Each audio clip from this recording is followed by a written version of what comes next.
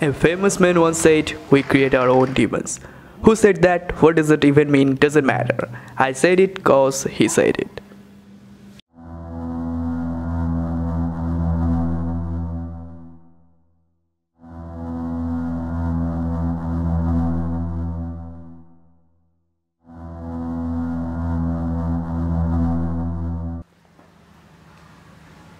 বাবা আমি স্নানে যাচ্ছি।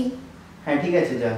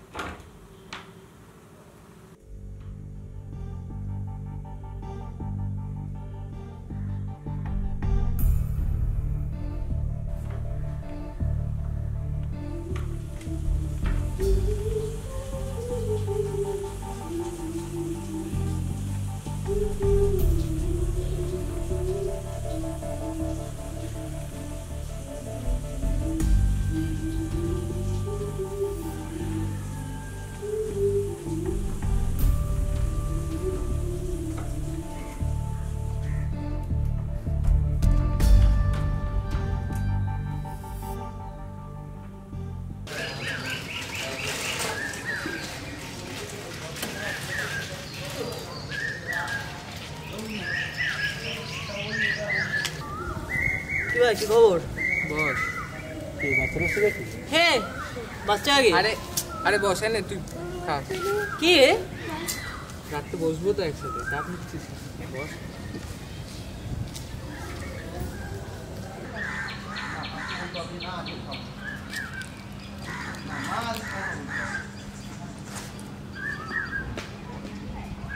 হ্যালো, হ্যাঁ একজনকে পেয়েছি, তোমার যেরকম চাই।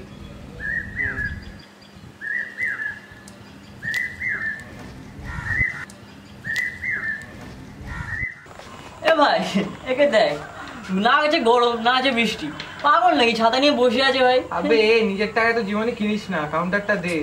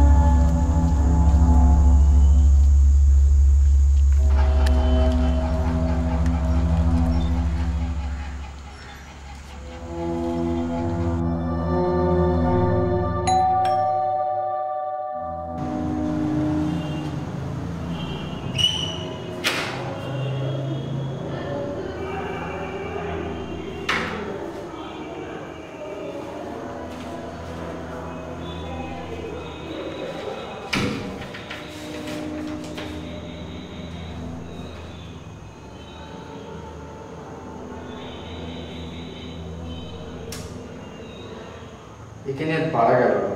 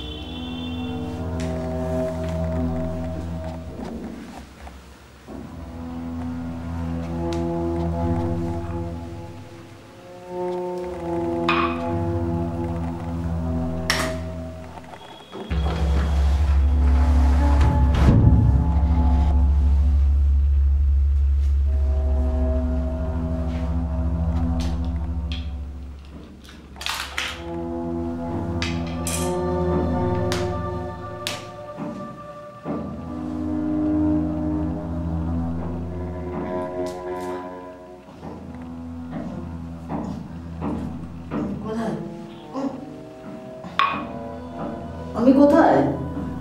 এখানে তুই তোর শেষ কথা শুনছিস। মানে শেষ কথা মানে? তুমি কে?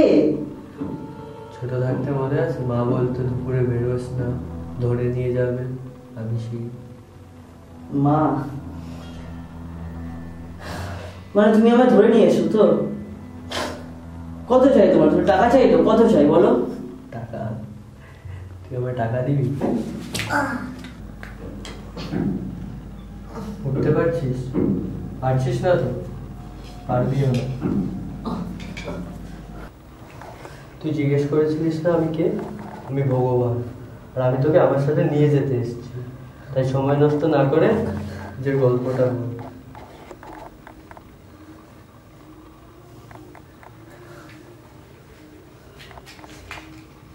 কি হলো বল।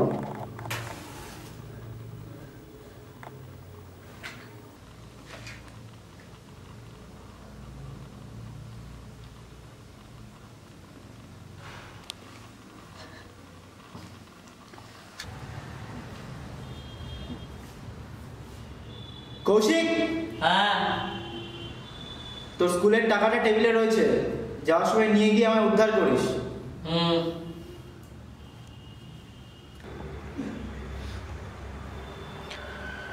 সারা জীবন তো শুনে এলাম মা আমার জন্য মারা গেছে, তো বাবা আমাকে সেই নজরেই দেখতো।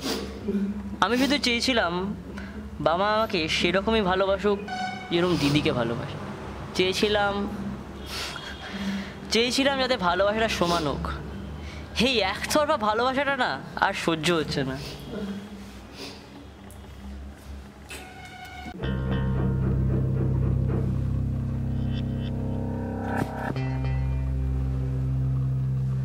তোর বাবা তোকে সারা জীবন একটা খুনির নজরে দেখেছে।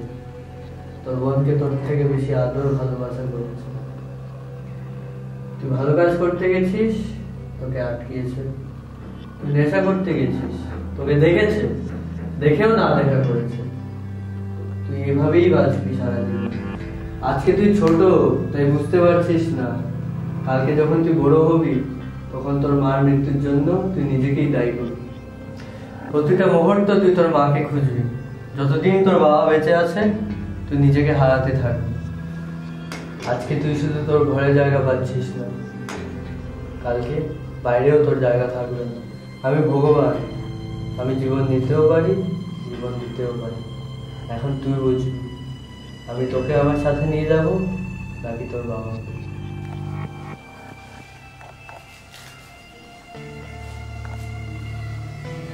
তোর সাথে যা হচ্ছে সেটার জন্য দায়ী তোর বাবা। তোর বাবা একটা অপরাধী। কি দোষ ছিল তোর বল? তোর বাবা নিজের দোষ লুকানোর জন্য তোকে সব কিছুর দায়ী দিচ্ছে।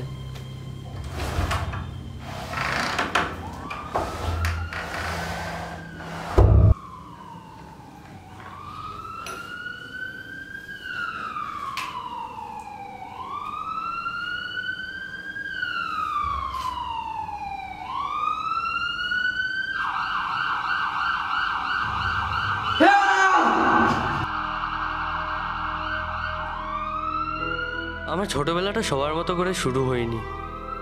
হয়তো আমি মা বাবার একমাত্র সন্তান ছিলাম, তা অন্য বাচ্চার মতো ভালোবাসা আমি পাইনি। আমার ছোটবেলাটা খুব অবহেলাতে কেটেছে। আমার বন্ধুদের দেখতাম স্কুল ছুটির পর ওদের মা বাবা ওদেরকে স্কুলের বাইরের থেকে আচার ঝালমুড়ি কিনে দিত।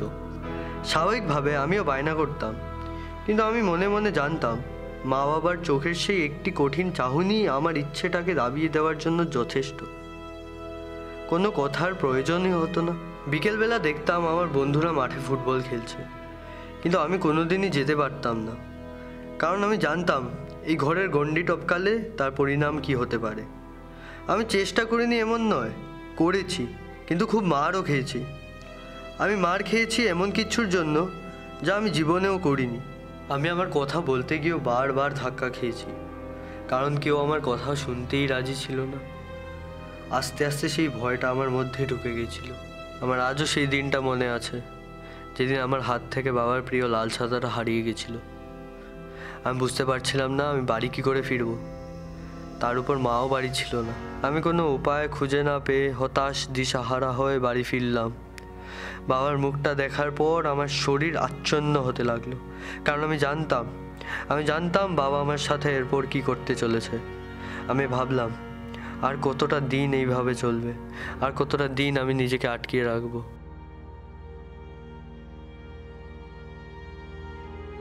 আমি সেদিন যা করেছিলাম সেটা কোনো সাধারণ মানুষ করতে দুবার ভাববে।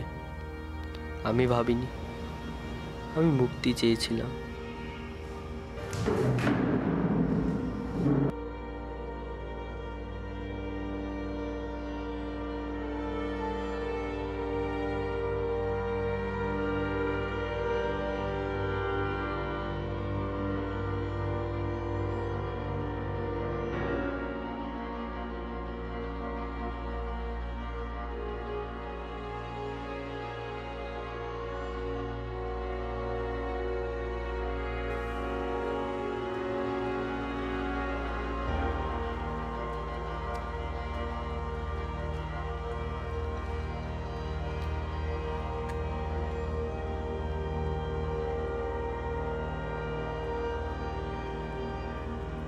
কৌশিককে দেখেই আমি বুঝে গেছিলাম ও সাধারণ নয়, ওরও আমার মতো মুক্তি চাই।